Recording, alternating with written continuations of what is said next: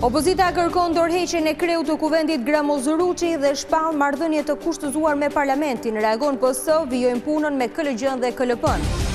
Arritje historike për shqiptarët e Maqedonisë, parlamenti miraton me 69 vota projekt ligjin e gjuhës, shqipja do përdoret në të gjitha institucionet publike. Gjykata e Strasburgut vendos dëmshpërblim 13 milion euro për pronarët e pallatit të shëmbur me tritol në qytetin e Vlorës, qeveria shkeli të drejtat e njeriut. Ministria e Arsimit siguron se ndryshimi i mësimdhënies do të ulë ngarkesën për nxënësit, por ekspertët vërejnë se sistemi i ri i pa pilotuar në shkolla është aventurë.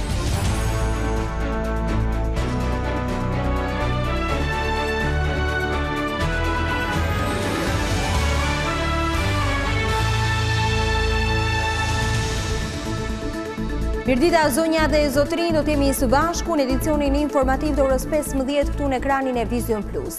Opozita kërkoi sot në konferencën e kryetarëve dorëheqjen e kreut të kuvendit Gramozuruçi. PD dhe aleatët e akuzojnë Ruçin për shkelje të kushtetutës, ndërsa shpallën edhe marrëdhënie të kushtëzuar me parlamentin. Por socialistët bën të qartë se puna do të vijojë dhe pa opozitën, me ngritjen e institucioneve të reja të drejtësisë, KLG-s dhe KLP-s, për të cilat ekziston mekanizmi zhbllokues në rast bojkoti. Parlamenti nis punime në të njëjtën atmosferë konflikti e tensioni që shoqëroi seancën e fundit për vitin 2017, ato ku u zgjodh prokuroria e përgjithshme Arta Marku. Përfaqësuesit e Partisë Demokratike kanë shkuar në mbledhjen e konferencës së kryetarëve, që përcakton agjendën e parlamentit për të bërë të qartë pozicionin e opozitës. Dhe kërkesa e parë ka të bëjë me kryetarin e parlamentit Gramozuruçi. I kërkuam atij që t'jap dorëheqjen pasi ajo që ka mënyra si ka vepruar me detyrat që ka kryetari i kuvendit janë diametralisht të kundërta. Opozita nuk do të lejojë kuvendin të zhvillojë normalisht punimet, por për mazhorancën kjo strategji dëmton Shqipërinë, pasi në qershor pritet vendimi nga Brukseli për hapjen ose jo të negociatave për antarësim. Marrëdhënia e opozitës me parlamentin do të jetë e kushtëzuar, që do të thotë ne nuk do të lejojmë që parlamenti të funksionojë sikur është në kushte normale. Sjellja e sotme, bojkoti sotëm i konferencës kryetarëve, që me shumë gjasa mund të përkthehet edhe një largim edhe nga seanca plenare e datës 15, të paktën nga sjellja që kuptuam sot, nuk i bën mirë Partisë Demokratike, nuk i bën mirë opozitës dhe i prish punë Shqipërisë. Opozita nuk mori pjesë në diskutimin e ligjeve dhe vendimeve që parlamenti do të miratojë në 3 javë të ardhshme.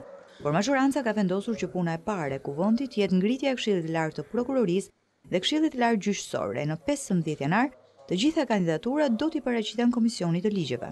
Prej të martës, unë mendoj që Komisioni Përgjegjës është gati për të filluar punën për procedurën e ngritjes së Këshillit të Lartë të Gjyqësorit dhe të Prokurorisë. Ligji parashikon që parlamenti zgjedh 5 antarë në Këshillin e Lartë të Prokurorisë e po kaq në Këshillin e Lartë Gjyqësor, sipas një formule ku 3 antarë votojnë nga mazhoranca e 2 nga opozita.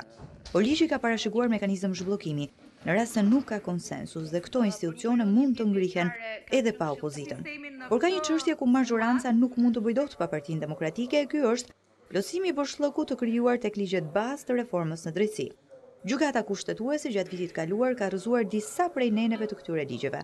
E Partia Socialiste me 74 mandatet e saj ka nevojë për bashkëpunimin e Partisë Demokratike për të miratuar ndryshimet që kërkojnë 84 vota. Lëvizja socialiste për integrim mungoi në konferencën e kryetarëve, por ajo nuk do të bojkotojë seancën e parë të parlamentit për këtë vit. Kreu i grupit parlamentar Vasili mbështeti kërkesën për shkarkimin e Ruçit, ndërsa tha se LSI do të bëjë paditëre ndaj kryeministrit Rama. Pavarësisht përjashtimit me 10 ditë të kryetares e LSI-s Monika Kryemadhi nga parlamenti, grupi parlamentar i kësaj force politike do të marrë pjesë në seancën e parë plenare të sesionit të ri parlamentar. Lidhur me momentin e rifillimit të sesionit parlamentar në datën 15, ku Lëvizja Socialiste për Integrim konfirmon pjesëmarrjen e saj në këtë seancë hapje.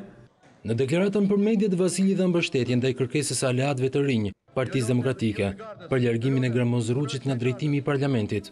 Sigurisht, duke ikur Gramozuruçi, Partia Socialiste do zgjedhë ato që do, po le ta zgjedhë, ka gati, ka kohë që e bën këtë detyrë ta vran balla, e ka bërë mirë me përkushtim, ka thënë, ka justifikuar të gjitha fatësipësit që bëhen sa në parlamentit, të gjitha paligjshmëritë, gjitha rrënimet e procesit ligjor në emër të integrimit evropian që s'tuk mund ndodhi kur në kuvendin e Shqipërisë hyn garda me dhunë dhe rrëmben deputetët. Në përgjigje të akuzave për bllokim të reformës në drejtësi, Petrit Vasili këmbguli se LSI ka pasur rolin kryesor në votimin e ndryshimeve kushtetuese për reformën në drejtësi dhe ligjet e rëndësishme se ai për vettingun. Vasili tha se LSI ka ridepozituar padin ndaj kryeministrit Rama, që sipas tij i bëri thirrje policisë të përfshihej në zgjedhjet parlamentare. Lideri i opozitës u kërkon anëtarëve të Partisë Demokratike të shkojnë në çdo derë për të ndërgjegjësuar qytetarët mbi arsyet e protestës. Lulzim Basha tha nga Kurbini se pa u ndëshkuar peshqit e mëdhenj nuk mund të ketë drejtësi. Sipas kreut të PD-s, Rama është koka e kupolës mafioze. Mesditën e 27 janari, demokratët do të tubohen përpara zyrës së kryeministrit Edi Rama për të kërkuar një drejtësi të vërtetë, të pakapur nga pushteti. Ky është mesazhi që lideri i opozitës Lulzim Basha ka çuar tek demokratët e Kurbinit. Kjo është një arsye kryesore dhe një nga arsyet më të mëdha pse do të mblidhem me 27 janar në orën 12 të shtunën për t'i thënë Edi Ramës se Partia Demokratike do drejtësi, se ne duam Sajmir Tahiri në burg, Vangjë Zhdako në burg, Qasim Sediri në burg.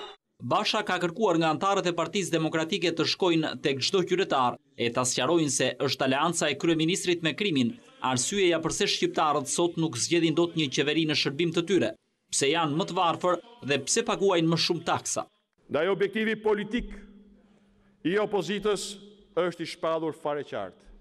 Largimi i Edi Ramës dhe i kësaj qeverie mafioze është kusht i panegociueshëm i opozitës, objektiv kryesor i aksionit tonë opozitar dhe i protestës 27 janarit dhe i çdo aksioni tjetër qytetar që do të pasojë. Sipas Bashës, Shqipëria nuk mund të bëhet pjesë e familjes europiane pa një drejtësi që nuk i mbron, por i ndëshkon peshqit e mëdhenj të krimit dhe të korrupsionit, duke e filluar me kokën e kupolës mafioze, Edi Ramën dhe ministrat e korruptuar. Gjuha shqipe bëhet zyrtare në Maqedoni. Parlamenti miratoi me 69 vota ligjin që i hap rrugën përdorimit të shqipes në institucione dhe ndërmarrje publike. Ky vendim historik parashikohen edhe që në kartë monedha të vendosen simbole kulti që reflektojnë besimin e shqiptarëve. Kuvendi i Maqedonisë miratoi projekt ligjin për gjuhën shqipe me 69 vota pro dhe asnjë kundër, duke shënuar kështu një moment historik për shqiptarët. Ligji përmban 25 nene dhe parashikon që gjuha shqipe të flitet në të gjitha organet e pushtetit qendror, institucionet, ndërmarrjet publike, agjensitë, drejtoritë, organizatat, komisione apo nga persona juridik që kryejnë aktivitete publike. Në kartë moneda do të përdoren simbole kulti që do të reflektojnë edhe ato shqiptare. Sa i përket uniformave të policisë, punonjësve të shëndetësisë dhe zjarrfiksëve, gjuha shqipe do të jetë zyrtare vetëm në ato komuna ku flitet nga të paktën 20% e popullsisë. Deputetet e VMRO-DPMN-s nuk morën pjesë në votim, duke vazhduar kështu bojkotin si shenjë proteste për mbajtjen në paraburgim të disa deputetëve nga radhët e tyre. Debati për ligjin e gjuhëve në kuvend filloi më 5 shtator të vitit të kaluar në Komisionin Kuvendor për Çështje Europiane, ndërsa shumica parlamentare aprovoi nevojën për miratimin e tij më 15 nëntor të vitit të kaluar. Përdorimi i shqipes si gjuhë zyrtare në Maqedoni ishte pjesë e marrëveshjes së bashkëqeverisjes mes Lidhjes Socialdemokrate që fitoi zgjedhjet dhe partive politike shqiptare.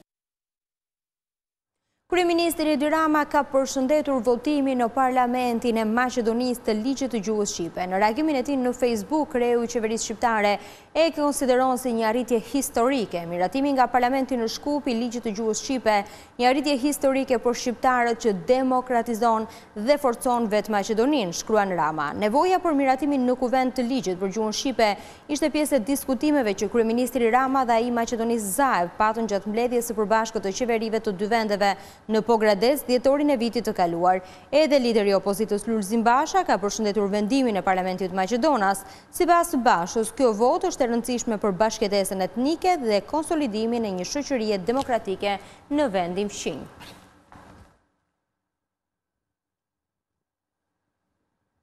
Ndërsa reforma në drejtësi sapo ka nisur zbatimin, Italia ofron mbështetje për luftën kundër korrupsionit. Kreu e Agjencisë Antikorrupsionit në vendin fqinj vlerësoi ndryshimet ligjore, por kërkoi të goditet veçanërisht konflikti i interesit.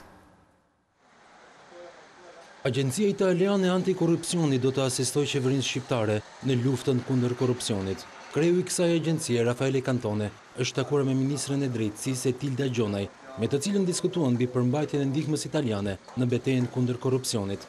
Zyrtari i lartë italian pasi tha se Shqipëria ka bërë hapa pozitiv, këshilloi rëndësinë në një procesi transparent e jashtë konfliktit të interesit. Shqipëria ka bërë hapa të mëdha në luftën kundër korrupsionit. Jam në dieni të gjitha aktiviteteve që po zhvillohen në sistemin gjyqësor, në krimin e një prokurorie shumë të fortë që do të merret me krimet e rënda. Shqipëria ka një sër autoritetesh që merren prej kohësh me këtë temë dhe ka nevojë për krimin e një mekanizmi koordinues mes këtyre autoriteteve në mënyrë që të bëjnë të dukshme hapat përpara. Jam i bindur se duhet punuar në dy aspekte: transparenca e aktivitetit administrativ, jo vetëm të organeve qendrore, por edhe atyre lokale, po ashtu edhe konflikti i interesit, për të evituar që nënpunësit të jenë në konflikt interesi me angazhimin e administratës publike. Ministra Gjonaj foli për rëndësinë e ngritjes së mekanizmave monitorues në luftën kundër korrupsionit, tashmë që pritet zbatimi i reformës në drejtësi. Na rezulton që brenda një kohë shumë të shkurtër ne po përfundojmë dy marrëveshje me qëllim që të çojmë më tej të gjitha objektivat që qeveria shqiptare ka vendosur për sa i përket luftës kundër krimit të organizuar dhe luftës kundër korrupsionit. Dhe për më tepër që jemi në fazën më të rëndësishme të zbatimit të reformës në drejtësi, ku priten të ngrihen institucionet e reja dhe institucionet e prokurorisë posaçme dhe gjykatave posaçme, të cilët do të hetojnë të gjykojnë veprat penale kundër korrupsionit dhe krimit të organizuar. Bashkëpunimi mes Agjencisë Italiane dhe Ministrisë së Drejtësisë do të konkretizohet me nënshkrimin e një marrëveshjeje. Qeveria duhet të dëmshpërblej me plot 13 milion euro pronarët e pallatit të shëmbur nga Inspektoriati Ndërtimor Kombëtar në vitin 2013 në qytetin e Vlorës. Vendimi është marrë nga Gjykata e Strasburgut, e cila doli në përfundimin se qeveria shqiptare ka shkelur të drejtat e njeriut dhe për këtë arsye urdhëron që familjet që kishin në pronësi hyrje të pallatit të dëmshpërblehen. Pallati ishte në pronësi të Xhaferi Sufit, vjerit të kryetarit të Demokrat Lulzim Basha. Sipas Gjykatës së Strasburgut, pallati ishte i pajisur me leje të rregull ndërtimi. Objekti që është shumë me shpërthim të kontrolluar ndodhi në afërsi të zonës së ujit të ftohtë në Vlorë.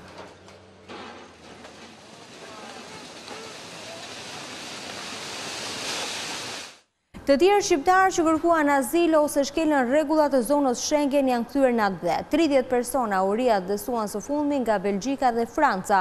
Ndërkohë drejtues të Ministrisë së Brendshme u bën apel qytetarëve të mos kërkojnë azil, pasi nuk kanë asnjë shans për ta fituar atë.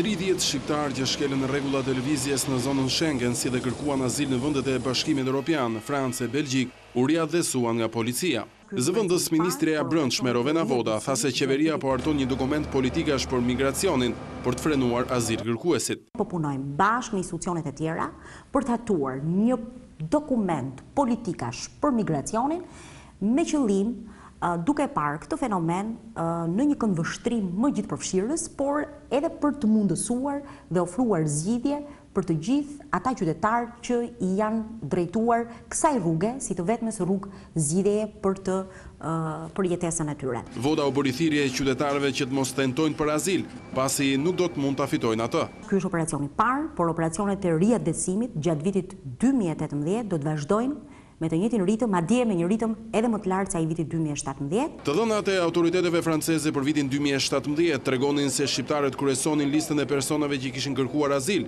duke lënë pas edhe personat që vinin nga vendet në luftë. Mjekët psikiatër japin alarmin për rritjen në numrit të personave që kanë krijuar varësi pikërisht nga përdorimi pa kriteri këtyre ilaçeve. Sistemi i ri mësimdhënie sipas Ministrisë së Arsimit do të ulë ndjeshëm ngarkesën për nxënësit. Ata do të fokusohen vetëm në 3 lëndë, pa prekur tekstet aktuale, por ekspertë arsimit vërejnë se ky ndryshim rrënjësor i ngjan një aventure, pasi më parë duhej pilotuar në disa shkolla. Lajmi për ndryshimin e orarit në shkolla ka qenë surprizë për mësuesit. Nuk pranojnë të flasin, por jashtë kamerës ata ngrenë një sër pikë pyetjesh për këtë ndryshim të menjëhershëm. A do të ketë ndryshime të teksteve dhe programit mësimor? Dhe a do të jap rezultat ky model? Drejtues në Ministrinë e Arsimit sqaroi nismën që do të nisë zbatim në një shkurt në të gjitha shkollat publike dhe private. Brenda 6 orëve nxënësit do të bëjnë vetëm 3 lëndë 90 minutëshe me pushime të ndërmjetme. Pas një shkurti në shkollat e Shqipërisë, orari mësimor nuk do të zhvillohet në 6 orë 6 lëndë, po në 6 orë do të ketë 3 lëndë. Do të ketë një klasë 2 orë matematik, 2 orë fizik, 2 orë histori. Po të flasë për një klasë që do të ketë 6 orë mësimi. Sigurisht, brenda këtyre 2 orëve mësimore, nxënësit do të kenë një 5 minuta pushim. Drejtoresha e arsimit para universitar sqaron se ndryshimi i orarit nuk do të prek tekstet dhe kurrikulën. Reforma synon rritjen e cilësisë dhe uljen e ngarkesës së çantave të shkollës. Nuk do të përgatis 6 lëndë, por do të përgatis 3 lëndë. Pastaj mund të kalojmë tek çanta e shpinës, që nuk do të ketë 6 libra, por do të ketë 3 libra ose 2 libra, sepse varet nga orari mësimor. Pra mësuesi përsëri do të mbështetet në të njëjtën kurrikull. Nuk kanë munguar zërat kundër dhe kritikat e ashpra ndaj ndryshimit të orarit në mes të vitit shkollor. Pedagogja e Fakultetit të Shkencave Sociale, Edhira Gjymeri, deklaron se ky model më parë duhet të pilotojë në disa shkolla. Është e pamundur që ti të përfshish një praktik të re të mësimdhënies pa bërë një lloj pilotimi. Gjëja e parë. Pilotohet në një shkollë, në 2 shkolla, shikohen rezultati, shikohen problemet. Nga pikpamja psikologjike, kjo është krejt e pamundur. Sepse mosha nuk e lejon një përqendrim të tillë, një vëmendje kaq afatgjat. Të jenë të detyruar të ndjekin të njëjtën lëndë për 90 minuta. Është një aventurë që do t'i kushtojë shtrenjtë shkollës shqiptare. Duke filluar nga muaji shkurt, shkolla do të bëjnë orarin e ri, ndërsa është menduar që pushimi gjatë të bëhet pas orës së parë 90 minuta dhe mes 2 orëve të tjera do të ketë pushime të shkurtra. Të blesh sot ilaçe antidepresive pa recetën e mjekut është shumë e lehtë. Farmacistët shkelin ligjin duke shitur medikamente edhe pse ato rrezikojnë shëndetin e pacientëve. Mjekët psikiatër japin alarmin për rritjen në numrit personave që kanë krijuar varësi, pikërisht nga përdorimi pa kriteri këtyre ilaçeve.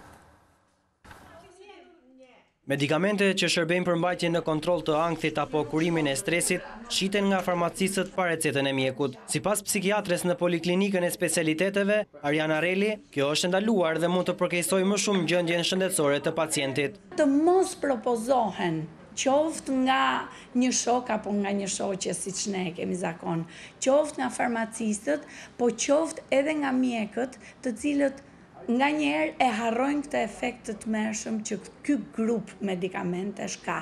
Asistenca e mjekut duhet patjetër, jo vetëm për të vlerësuar nivelin e ankthit, i cili mund të ketë nevojë thjesht edhe për asistencën e një psikologu ose për këshillimin e një punonjësi social. Por në farmacitë e Tiranës ilaçe të tilla shiten rëndom pa recetën e mjekut. Një pak Oxanax, ilaç kundër ankthit që kushton 370 lekë, arritëm ta blejmë pas një pengesë. Ky është një medikament që shërben për të mbajtur në kontroll ankthin dhe farmacistët nuk mund ta japin atë pa rekomandimin e mjekut, por siç ju e pat, ne mundem ta siguronim atë fare thjesht. Kjo është një tjetër farmaci, ku antidepresivët jepen pa rekomandimin e mjekut specialist. Këtu jemi në një farmaci tjetër në kryeqytet ku kërkuam të njëjtin medikament. Farmacistët nuk na kërkuan recetën nga mjeku. Por cilat janë pasojat e marrjes së këtyre ilaçeve pa kriter dhe pa recetën përkatëse? Kjo kategori medikamentesh fillimisht të krijon idenë që po e zgjidh problemin tënd, por në një kohë të dytë personi kupton që për të marrë të njëjtin efekt kërkohet rritje e dozës. Dhe këtu kemi hyrë te efekti i varësisë medikamentit ose efekti drog. Mund të përfundojë në vdekje një individ i cili abuzon pa marrë asistencën e mjekut me këto lloj medikamentesh që quhen ndryshe benzodiazepina ose tranquilizant. Shumë njerëz që kalojnë në depresion apo kanë ankthe, kanë turp të pranojnë sëmundjen e tyre, ndaj nuk shkojnë fare tek mjeku, por shkojnë në farmaci. Mjekët thonë se shpesh pacientët i referohen të dhënave të marra përmes internetit, duke vënë seriozisht në rrezik jetën e tyre. Transformohet shërbimi në konsulatën e Milanos në Itali, tashmë qytetarët nga Shqipëria, por edhe ata nga Kosova, mund të marrin 36 shërbime online, pa që nevoja të kthehen në vendet e tyre. Konsulata e Shqipërisë në Milano i shërben edhe shqiptarëve të Kosovës. Sipas ministrit për Europën dhe punëve të jashtme, Ditmir Bushati, kjo konsulate, cila u vjen në ndihmë rreth 400.000 shqiptarëve, ka pësuar një transformim në pajisje dhe shërbime. Deri para pak vitesh ishte një grop thithse parash ndaj bashkëanëtarëve tanë. Sot është një konsullatë e cila shërben në mënyrë moderne, transparente, efikaste dhe në shumicën e rasteve me kosto të reduktuara për shkak të profesionalizmit të ekipit dhe për shkak të investimeve që ne kemi bërë në teknologji. Zyra konsullore shërben edhe për informacione mbi zhvillimet në Shqipëri, si dhe çka ofron vendi për të tërhequr investitor e turist. Për të ndarë nga periudha e emergjencës dhe për ndërtuar një strategji të mirëfillt të pranisë së Shqipërisë dhe Kosovës nëpër ato qendra, jo thjesht vendimarrëse dhe ku ka jetë biznesi siç është Milano, por edhe aty ku ka një prezencë të madhe të shqiptarëve. E fundit, po jo më pak e rëndësishme, këtu në Milano ne nuk kemi të bëjmë thjesht me një konsullat të Shqipërisë dhe të Kosovës, me një konsullat përbashkët. Kjo është shtëpia e shqiptarëve. Në zyrën konsullore, qytetarët shqiptar kanë mundësi të marrin dokumente pa pasur nevojë të udhëtojnë në vendin e tyre. Në fillim të këtij viti është digitalizuar i gjithë aktiviteti konsullor nga përfaqësitë diplomatike, duke ofruar 36 shërbime online.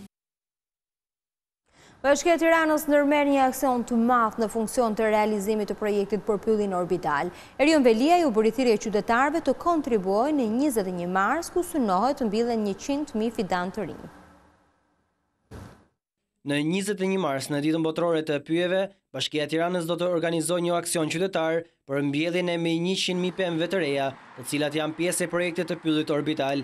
Teksa ishte në Sauk, ku u mbollën 200 fidan, Erion Velia i ftoi banorët e Tiranës që t'i bashkohen kësaj nisme të rëndësishme.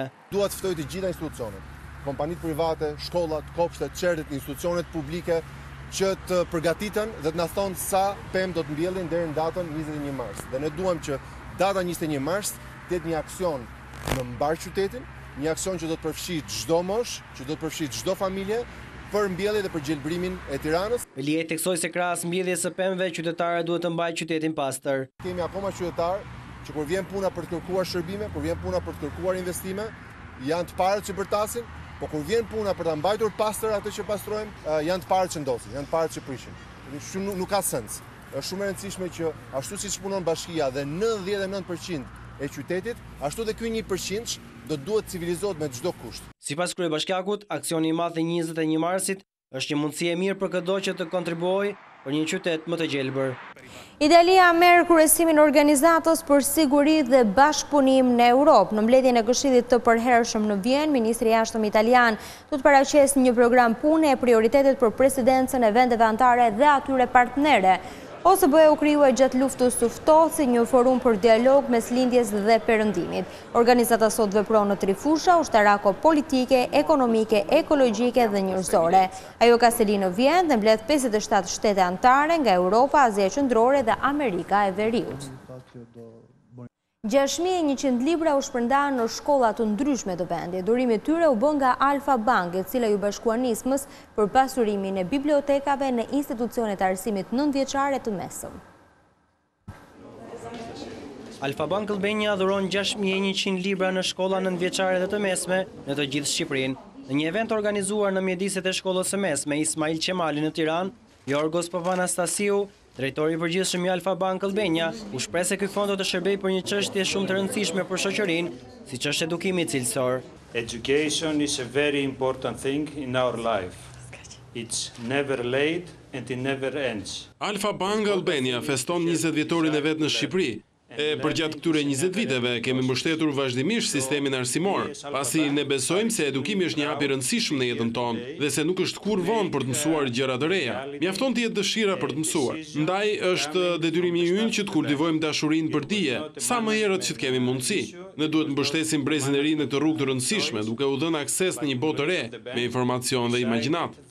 Në këtë aktivitet ishte e pranishme edhe ministri e arsimit Lindita Nikola, e cila vlerësoi kontributin e Alfa Bank. Ajo shfrytëzoi rastin për të bërë apel bizneseve të tjera të bashkohen kësaj nisme.